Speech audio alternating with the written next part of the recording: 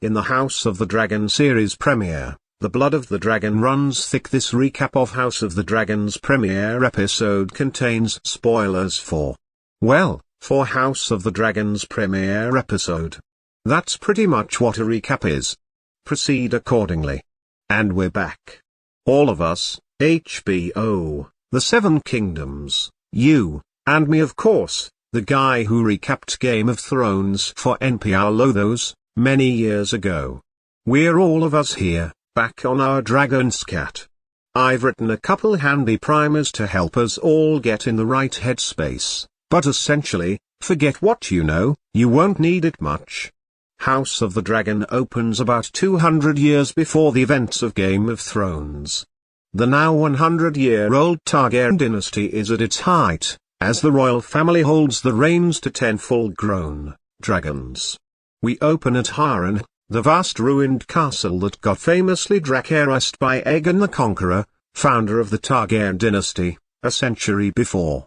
We're witnessing the Great Council of 101 AC, where the inheritor of the Iron Throne will be decided. In this corner, Rhaenys Targaryen, the king's granddaughter, she's standing beside her husband Corlys Velaryon, aka the Sea Snake. We'll be seeing a lot more of him. In that corner, the king's grandson Viserys Targaryen, standing beside his wife Aemma Arryn, who is pregnant with their daughter, Rhaenyra Targaryen. I know, we're not even 2 minutes in and already there's a Rhaenys and Rhaenyra to contend with. Not to mention the fact that most of the characters are sporting the same long, platinum blonde wig. Welcome to the Targaryen dynasty. Edgar Winter is coming. The Great Council chooses Viserys, even though Rhaenys is older, because the patriarchy is nothing if not utterly predictable. Featuring a drag-and-drop interface opening credits, which expressly do not send us swooping over a map of Westeros to visit clockwork versions of the various locales that will figure in this week's episode. Instead, we just zoom into the three-headed dragon sigil of House Targaryen. Take that a signal that House of the Dragon's chief conflict won't manifest, as GOTS did, as a sprawling worldwide clash involving numerous far-flung houses and kingdoms. Here, the battle lines will largely be drawn within a single family, in just a few familiar locations. No map necessary. We get a dragon's eye view of King's Landing, which is looking a bit more precisely rendered these days. We may be 172 years in the past, but the servers in HBO's VFX department have had 4 years of updates since GOT ended, and it shows. That giant domed building dominating the skyline? That's not the Great Sept of Bella, which won't be built for years. That's the Dragon Pit, where reside the royal family's dragons. We meet teenaged Rhaenyra and her friend Alicent Hightower, daughter of Otto Hightower, who's the hand of the king. They walk through the same courtyard in the Red Keep that Cersei will turn into a giant wherein the world is Carmen Sandiego? Bored, centuries later. The show puts more of its chess pieces on the board. Queen Aemma is pregnant again, and offers the headstrong Rhaenyra some truly terrible lie back, and think of Westeros' motherly advice. Corlys Velaryon, told you, warns that some of the free cities have formed an alliance called the Triarchy, and their admiral, one Kragas Dra, aka Crab Feeder, is brutally ridding the Stepstones, a string of islands between Westeros and Essos, of pirates. Put a pin in that, it'll come back. Enter, Daemon Targaryen, the king's cheeky, cheek bunny, anyway, younger brother. He's sitting on the Iron Throne, which looks much more jagged and dangerous than we remember. I mean, the tetanus risk alone. Daemon and Rhaenyra evince an easy familiarity with each other. We're meant to pick up on something else between them too, and if that squeaks you out, oh boy, are you watching the wrong show, about the wrong family? He gives her a gift, an amulet of exceedingly rare Valyrian steel, the same thing his sword, Dark Sister, is made of. Here comes the blood. The king has a wound on his back that refuses to heal.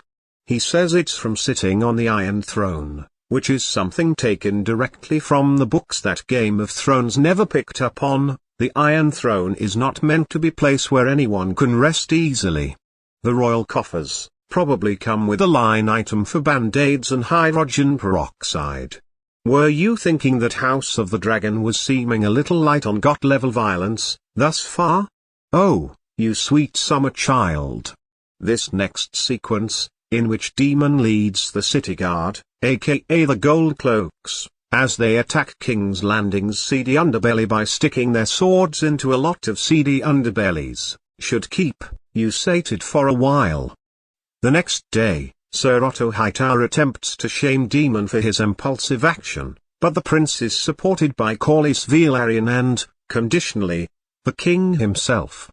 There will soon be a tournament, after all, held to celebrate the impending birth of the king's child, which, the king is certain, will be a boy. Lots of visiting nobles. The king rationalizes that Daemon's show of force will help protect the people. Daemon pieces out before anyone can say gold lives matter, so that's a good thing. In a brothel scene of the sort that comes factory installed in George R.R. Martin shows, we meet Daemon's paramour, a sex worker named Miss Area, and learn that he's been having trouble landing the dragon, as it were. Earlier, we learned that he's married to a lady of the Vale, but doesn't much care for her. All of which is laying the track to remind us that he's a true Targaryen, and thus a man of very specific, platinum-haired tastes. The jousting tournament is a bloody and barbaric affair, mostly between knights that have never known real war. Daemon defeats Otto's son, and looks pretty damn smug about it. But he, in turn, loses to the mysterious and handsome Sir Criston Cole, upon whom Rhaenyra bestows her favor. Remember his name, he'll figure largely in what's coming. While all of that's going on, the queen goes into labor, and it doesn't go well. The child is breached. The king is summoned to her side and they get to share a tender moment before he gives his permission to have her baby removed surgically. The queen, notably, is not consulted in the matter. The show really lingers on this sequence, daring us to keep watching, if the point is to remind us how dangerous childbirth can be, even in a world full of magic. Mission accomplished. The queen dies. Soon after, her child, a male heir, dies as well. We get a glimpse of Targaryen funeral rites, as Rhaenyra instructs her dragon to burn her mother and brother's corpses on a pyre. Very metal. This meeting could have happened over chainmail given the tragedy. The king's high council is divided on whom should eventually succeed him. Corlys cites precedent and makes a case for Daemon. But others, led by Otto, maintain that Daemon is too impulsive, too ambitious, too cruel for the Iron Throne. Daemon, for his part, is Jalenoing this meeting, which is to say, he's listening in. He's not, like, driving a classic car and wearing a lot of denim. Just to be clear, instead, the other council members suggest Rhaenyra. Cue the requisite a girl on the Iron Throne. Spluttering and pearl-clutching and monocle-dropping. The king storms out, leaving the question unanswered. Otto talks to Alicent, his very young daughter, and suggests she go to visit the king, in his chambers. To offer him a kind ear. For a start, at least.